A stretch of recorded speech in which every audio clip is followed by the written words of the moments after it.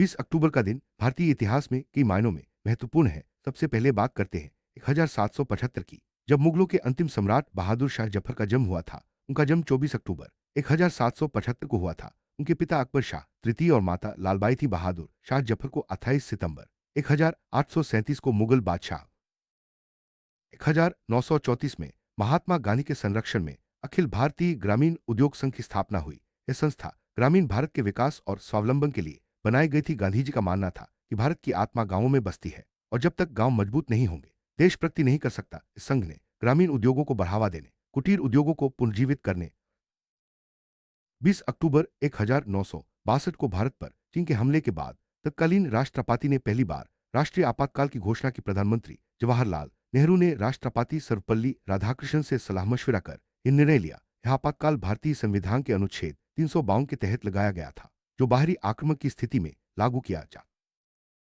1999 में भारत के उच्चतम न्यायालय ने आजीवन कारावास की अवधि को लेकर एक महत्वपूर्ण निर्णय दिया। भागीरथ और अन्य बनाम दिल्ली प्रशासन 1985 मामले में सुप्रीम कोर्ट ने स्पष्ट किया कि आजीवन कारावास का अर्थ दोषी के प्राकृतिक जीवन के समतुल्य कारावास है। कोर्ट ने यह भी कहा कि अगर किसी व्यक्ति को आजीवन कारावास की सजा सुनाई जाती है।